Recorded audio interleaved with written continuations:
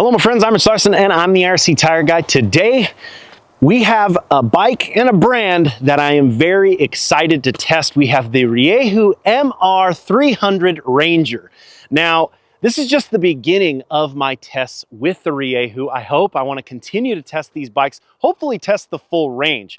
Obviously, this is the Ranger. This is the sort of base model. We're going to talk about exactly what this bike is in a minute, but my plan is to test the MR Pro, maybe even an MR Pro 250. I'm very excited. A lot of you guys have asked for this, and here we are, the beginnings of hopefully more Rieju tests. So right off the bat here, this is the MR Ranger. So there's a lot to be said about this bike.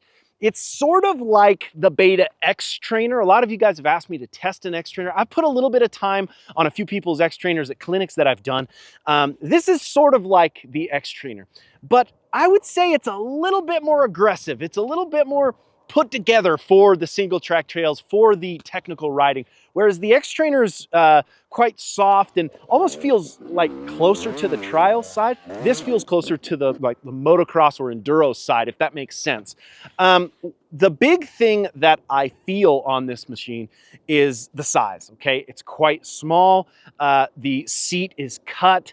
You can actually adjust the linkage. This is at the highest level on the linkage, but you can actually lower it if you want. There's base level KYB. So we have open cartridge KYB, which I've never tested before, which is really interesting. There's just certain things about it that make it quite a bit different. It is a 300cc two-stroke, but as you can see, the expansion chamber is quite small. We'll talk about the jetting that I went through, which was very interesting.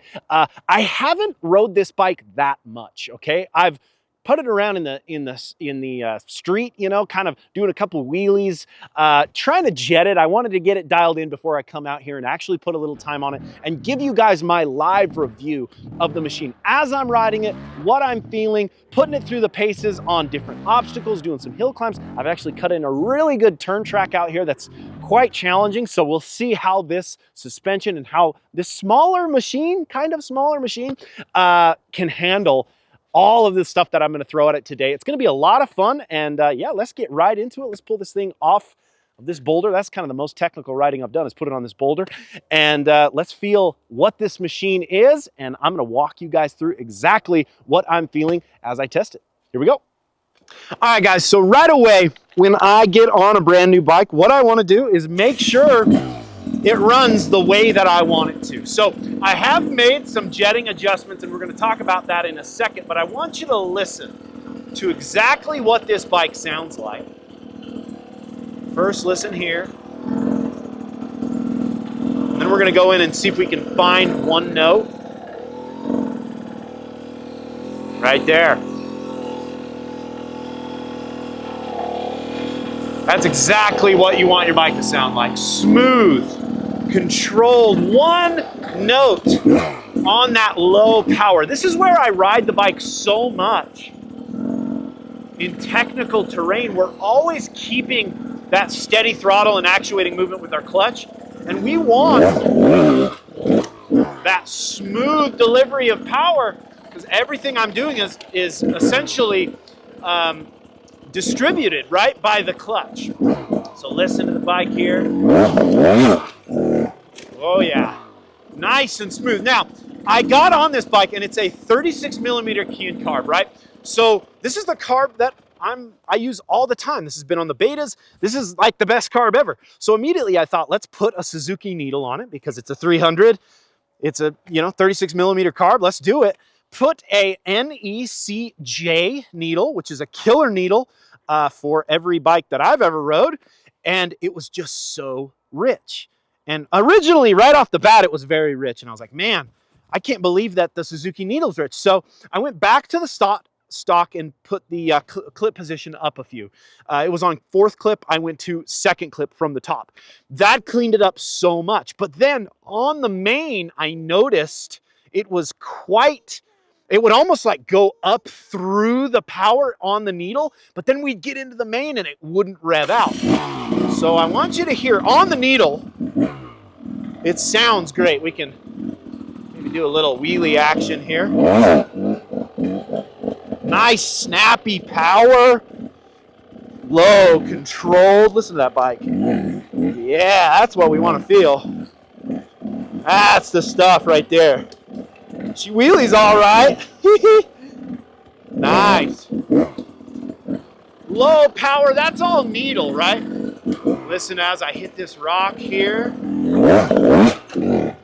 Nice and lug over the top. You can hear that nice lug over the top, holding traction. Really clean. Will you come over here, cameraman? We're gonna hit this undercut side, hopefully. Here we go, one more.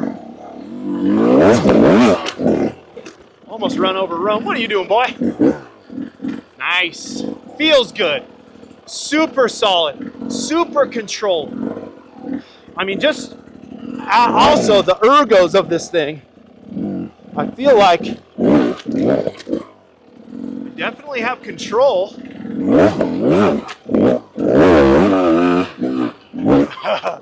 That was nice.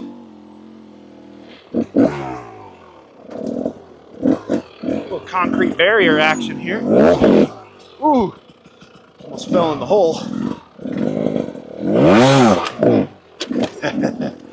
That felt good.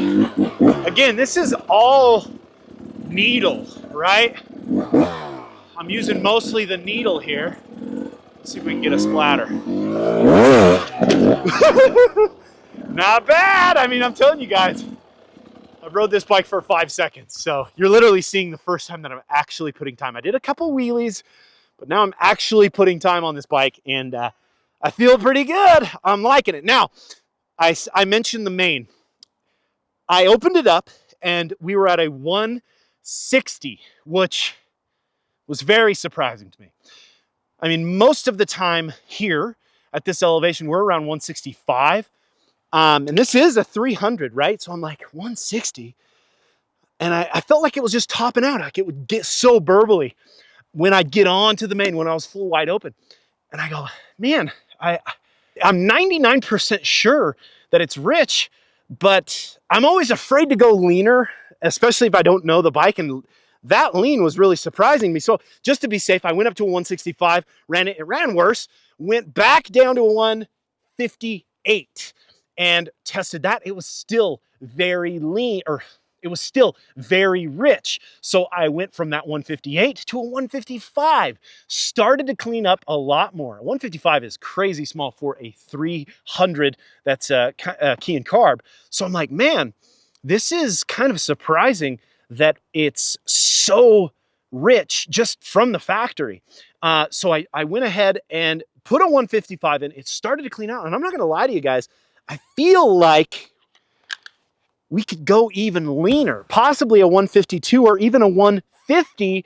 I mean, the temperature right now is probably 50, 60 degrees. So once we get up to 100, you might be on a 150. I'm going to give you an example of exactly what we're talking about here. So let's give it a little speed, and I want you guys to listen.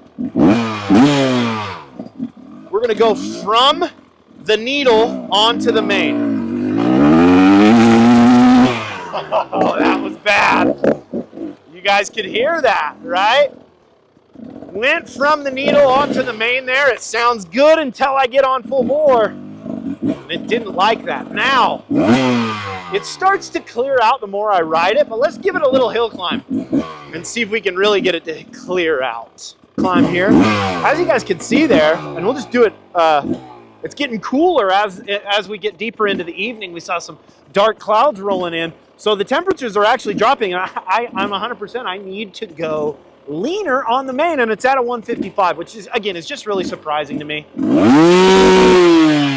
Closer. You can hear the difference between those two, right? You can hear it's actually a little bit loaded. So we're going to do this climb anyway, because this is always a good one. We'll see if we can make it. Second gear. Hold balance. We're going to go wide open, sit into the hill, and hopefully she climbs.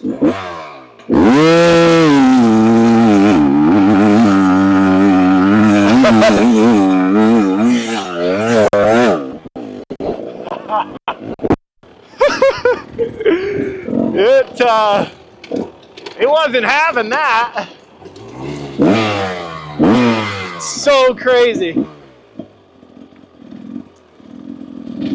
You guys could hear there, it just straight up wouldn't rev out. And that is 100% jetting issue. Do one more just to see. What I'm gonna do is I'm gonna clear it out without going onto the main. So I'm not gonna hold it wide open. I'm just gonna clear it out with the needle. Then I'm gonna go wide open. I bet it'll pull me better.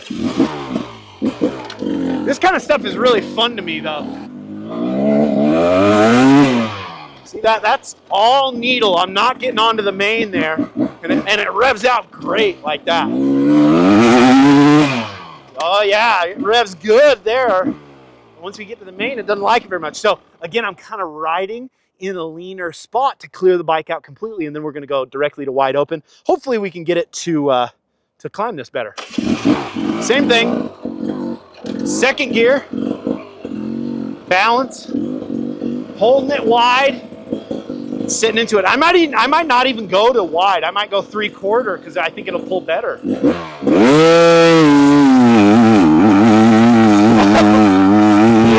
Look at that. So that shows. Ooh, chatter, chatter, chatter.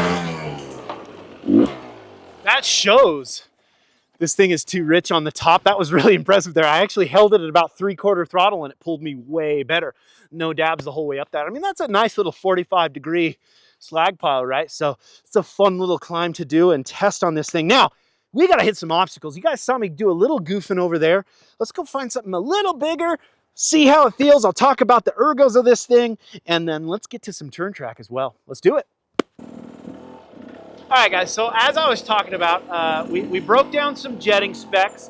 I want to talk a little bit about the ergos of the bike, how it feels when I'm riding it. Obviously, this is quite technical stuff. We're kind of riding it like a trials bike. Oh, yeah. Good snap. I'm just feeling out like how flickable the bike is. And you know, the X Trainer is kind of like a trials bike, as I said. I kind of mentioned X Trainer and I kind of compared it to the X Trainer. This is very flickable. Ooh boy. Concentrating. Excuse me, Rome. This is very flickable, but I wouldn't say it's as flickable as the X Trainer. The X Trainer does feel a little closer to a trials bike, whereas this is much more, again, it's kind of closer to a full-size enduro bike. I think it actually does weigh like 240. Front brake works good though. These are Nissan front brakes. Nice. Front brake does work. That's always good. Cough, cough, husky. Always trying to be no dabs guy, huh?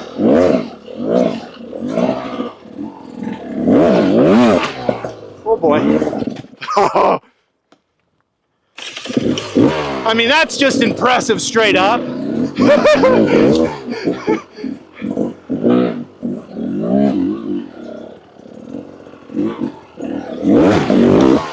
There was a mistake finally.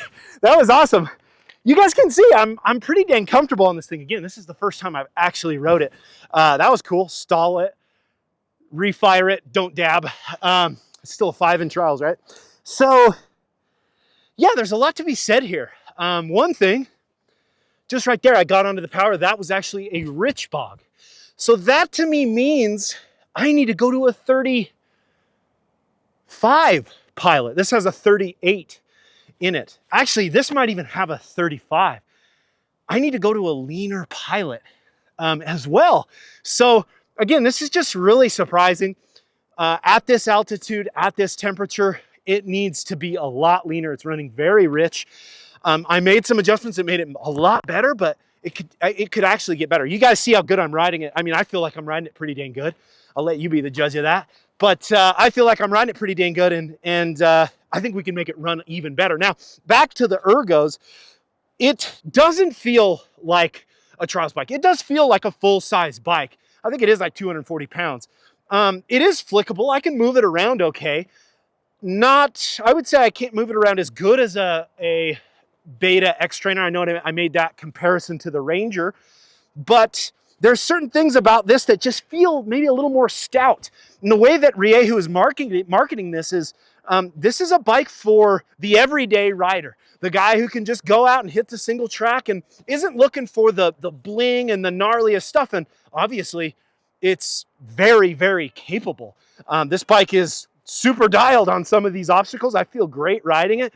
I'm putting it where I want. I think as far as the ability to move it, the suspension, how it's taking these hits, the control, even the snap. Again, I could get it to be even more snappy with the correct jetting, with a little bit leaner jetting, but it feels great. I'm actually super excited. I'm super pumped about it. It's a lot of fun to ride.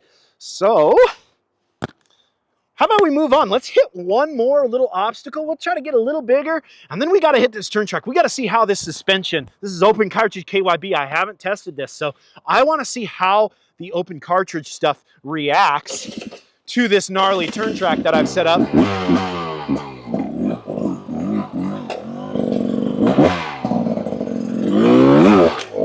Oh boy. Better do. Had to play it safe there, just about fell off the end. Honestly, this thing feels really good. It's a lot of fun to ride. And yeah, let's hit one more obstacle before we get to the turn track. All right, so I'm gonna hit a little bigger of an obstacle. I'm not gonna throw it up the big concrete wall we did previously on the Husky episode, which you can check out right here. But this is a good sized log. It's undercut, kind of gnarly. Just a good one for holding pressure, feeling how much snap this bike has. I mean, it's pretty intimidating, I guess. Especially on a bike I rode for 5 seconds. I know I keep saying that. Okay, set up here. It does have a nice smooth clutch pull. It's got a Megura clutch. It's a 10mm master, which I thought would be a little harder to pull, but it feels really good. I'm feeling a little bit of chatter in the clutch plates, so I'm wondering if I don't think it's a, I mean, I haven't opened it up, but I don't think it's a Belleville washer. I think it is the traditional 6-spring clutch, so we'll see how long it lasts to the abuse. But I need to focus up here and quit thinking about the clutch. Think about this obstacle. Here we go. Don't get on the main, right?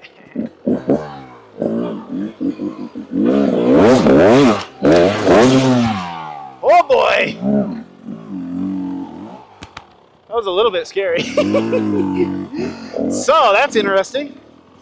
What could that have been?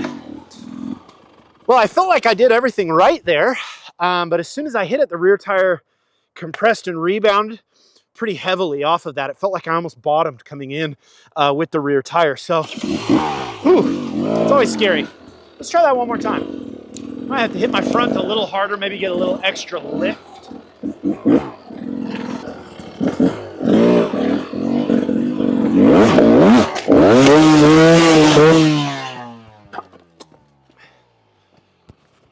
Just keep crashing and crashing. See if I can break my clutch lever too. That's what they're for, right? Yeah, broke the clutch lever, that's always good. Of course, that's why I always Teflon tape my clutch levers. Of course, I didn't do it this time around. Start to obsess on a stupid obstacle that I know I can do clean. Yeah, this is classic. This is classic Rich Larson. You guys are getting an inside look of what I do all the time, which is just get mad at myself. So yeah, anyway, it's kind of undercut here. It's actually, there's like a perfect log, and I'm trying to miss it, but the rut is kind of kicking me right into it. And as soon as my rear tire hits, it springs up over the top, and I do have a pretty stiff moose in. That might help, but again, I'm just kind of surprised at how springy. I might have to maybe slow the rebound, add a little dampening. This is fun though for people to see. Me screw up. I don't mind screwing up. It's harder than it looks for some reason. I'm telling you, I don't know, this angle, you know, I don't know if you guys can even tell, but it's quite a large obstacle. Large log. Try one more time, then we'll move on to the turn track.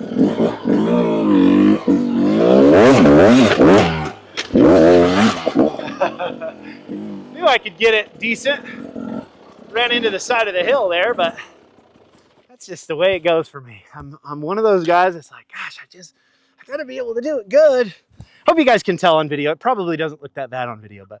All right, guys, we're on to the final little bit here. This is a turn trek that I just barely cut in on the Husky. I actually know what my fastest lap time is, so maybe I'll time one of the laps that we do on the video. But that being said, this is an extremely technical turn track. You use a lot of your suspension here, and I think it's a really good place to test this open cartridge KYB to see how it goes. I'm really excited to put some laps down on this bike. I'm a little nervous. There's some jumps that are going to be challenging. I think especially with the lowered frame, which I'll kind of, or the lowered suspension, which I'll kind of explain. But let's get right into it, man. So, I'm just going to kind of ride a lap, narrate it a little bit here. A lot of standing on this track. It rutted up really nice the other day. A little double here. Oh boy. Bad. Oh yeah, man. It's actually taking the hits pretty dang good.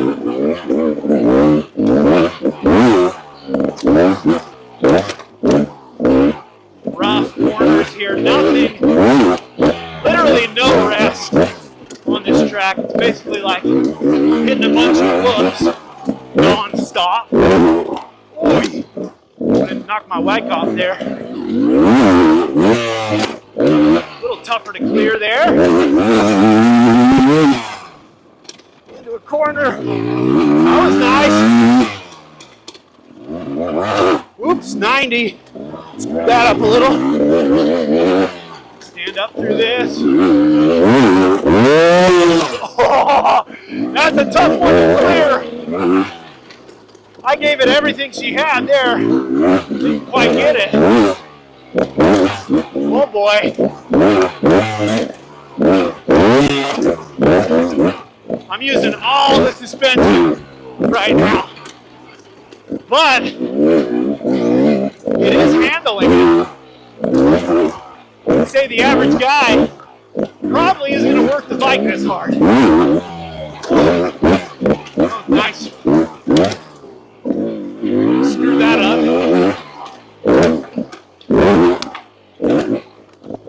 Clean through here.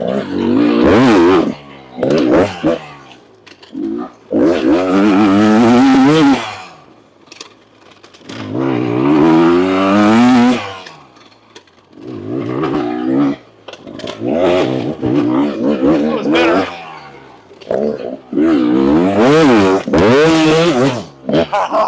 That's a tough one to clear. Let's get this one clean one more time.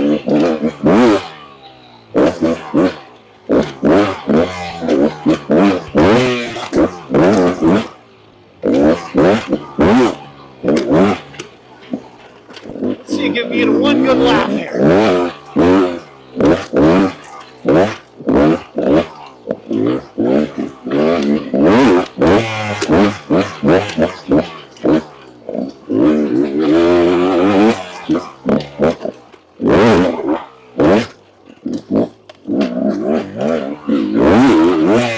Oh boy, overriding.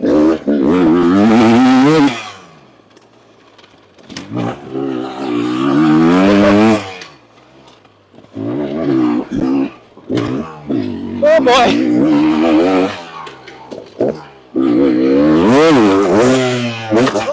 Oh, that was all of it. Wow. I was giving it this double all I could, and it's so cuffed out, and the bike is a little bit lowered. It's so low that I could feel my foot pegs actually hit it as I come up the face, and I was having a struggle to get all the way over, but we made it. Woo! Tried to lay down a heater on that last lap, and that's what happens when you override. All right, guys, that is it.